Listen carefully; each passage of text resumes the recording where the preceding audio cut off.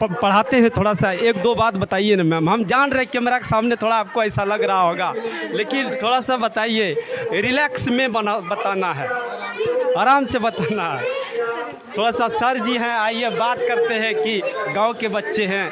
Sir एक सवाल है, जिस तरह से गांव का बच्चा देहात का बच्चा है, तो जिस तरह से बिहार बिहार बिहार बोला जाता है, कहीं ना कहीं आपको करके दिखाना है कि ये बिहार बोलने वाला एक ऊंचाइयों पे ये बच्चे जाएंगे, देश के भविष्य हैं। एक समय ऐसा था जब बिहार को पूरे देश में एक पिछड़ा राज्य, खासकर शिक्षा के क्षेत्र में बहुत ही पिछड़ा राज्य के रूप में जाना जाता था। लेकिन पिछले साल जैसा कि बीपीएससी के माध्यम से लाखों शिक्षकों का नियोजन किया गया, उसके बाद आज बिहार के विद्यालयों की शिक्षण का दशा जो है पूरी तरह से बदल गया है। आज बिहार के प्रत्येक सरकारी विद्यालय में गुणवत्तापूर्ण शिक्षा दिया जा रहा है। बच्चों की उपस्थिति आज 70% प्लस है। सारे शिक्षक समय पर उपस्थित होते हैं और विभिन्न तरह के शैक्षणिक पद्धतियों के माध्यम से पढ़ाते हैं। सारे शिक्षकों को प्रतिवर्ष किन्हीं शिक्षक को एक तो किन्हीं को दो प्रशिक्षण दिया जाता है। उन सारे प्रशिक्षण का इम्प्लीमेंटेशन बच्चों के क्लासरूम में किया जाता है। इसके अलावा आप देख सकते हैं किस तरह से बच्चों ने शिक्षकों के मदद से विभिन्न तरह के विषय आधारित टीएलएम का निर्माण किया गया है। सारे शिक्षक इन टीएलएम के माध्यम से बच्चों को शिक्षा देते हैं, जिससे बच्चों का शिक्षण कार्य काफ़ी सरल और सुगम हो जाता है। इन टीएलएम के माध्यम से बच्चे कठिन से कठिन अवधारणाओं को सरल और सुगम तरीके से सीख लेते हैं। टीएलएम के माध्यम से बच्चों में शिक्षा के प्रति और रुचि बढ़ जाती है।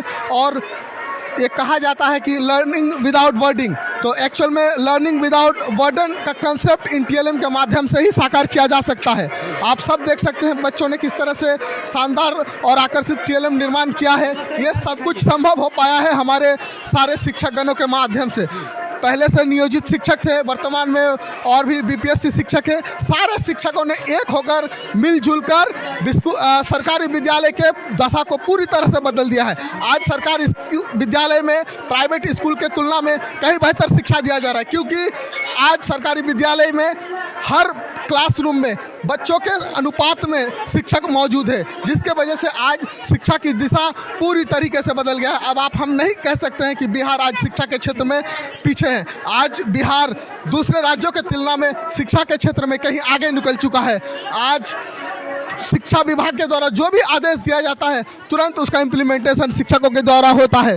जैसे आधा घंटा प्रेयर में समय दिया जाता है, आधे घंटे में बच्चों को विभिन्न तरह के प्रार्थना और प्रेरणा गीत करवाया जाता है, प्रेरणा युक्त कहानियाँ उनको सुनाई जाती है, बच्चों को मोटिवेट किया जाता है प्रार्थना में। इसलिए अब हम कह सकते हैं कि हमारा बिहार शिक्षा के क्षेत्र में आगे बढ़ रहा है। आज देखेंगे तो लड़कों के तुलना में लड़कियों की संख्या विद्यालय में ज़्यादा है। इसका मतलब लड़कियों में शिक्षा के प्रति जागरूक हो रही है, पहले से कहीं ज़्यादा रुचि बढ़ी है। आज लड़कियां शिक्षा के प्रति काफ़ी ज़्यादा जागरूक हो चुके हैं। इसीलिए अब हम सरकारी विद्यालय को दोष नहीं दे सकते। सरकारी विद्यालय को पहले के जैसा कोस नहीं सकते कि सरकारी विद्यालय में पढ़ाई नहीं होता। यहाँ पढ़ाई भी होती है, यहाँ बच्चों को पोषक खाना भी मिलता है, यहाँ बच्चों को डिसिप्लिन भी सिखाया जाता है, यहाँ बच्चों को आने वाले जीवन के भविष्य के लिए तैयार भी किया जाता है। आज हमारा शिक्षा विभाग नीतीश कुमार के नेतृत्व में, हमारे अपर मुख्य सचिव एस सिद्धार्थ के नेतृत्व में बहुत अच्छा काम कर रहा है। और हम उम्मीद करेंगे हमारे सारे बच्चे, सारे छात्र छात्राएं आगे जाकर अपने उज्जवल भविष्य का निर्माण हम सभी शिक्षकों के नेतृत्व में करेंगे और बिहार का नाम रोशन करेंगे।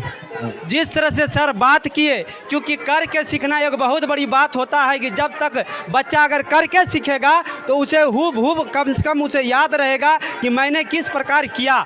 और करके सीखना एक शिक्षा विभाग के बहुत बड़ा एनसीएफ भी कहता है कि करके सीखना बच्चे को बहुत ही अच्छा होता है, कि जब तक करके बच्चे सीखेंगे तो कम से कम उसे याद भी रहता है। हमारे शिक्षक महोदय सब हैं, किस तरह से मतलब बच्चे आज पहले के और अभी के समय में किस तरह से बच्चे बदल रहे हैं, थोड़ा सा एक बात बताइए कि दर्शकों को। एक बहुत बड़ी भाग्य की बात होता है कि पहले के तुलना और अभी के तुलना में बीपीएससी शिक्षक आए हैं। और यही नहीं कि आप पहले की एक बात मैं कहना चाहूँ सर, सिर्फ बीपीएससी शिक्षक का ही नाम ना लिया जाए। विद्यालय के दशा को बदलने में नियोजित और नियमित और बीपीएससी शिक्षक सभी समान रूप से अपनी भूमिका निभा रहे हैं। सब मिलजुल कर ही बिहार के शिक्षा व्यवस्था को बदल रहे हैं। नया रूप एकदम निचोड़ निकाल। इसलिए मैं कहना चाहूँगा सर, सिर्फ बीपीएससी शिक्षक को ही नहीं बल्कि हमारे जो पूर्व के नियमित और नियोजित शिक्षक है उनको भी समान क्रेडिट दिया जाए। सब मिलकर ही विद्यालय को बदल रहे हैं और शैक्षणिक माहौल को बेहतर बना रहे हैं। एक जिस तरह से आप लगातार खबरें देख रहे हैं, कहीं ना कहीं एक बच्चे पूरे देश का एकदम भविष्य हैं, क्योंकि इसके मन में जितना जागरूक होंगे, प्रभावशाली बनेंगे, तो देश का नाम रोशन और राज्य का नाम रोशन होगा। थोड़ा सा उधर दिखाइए किस प्रकार बच्चे ज़्यादा से ज़्यादा आए हैं जो कि टीएलएम के माध्यम से शिक्षकों की जागरूक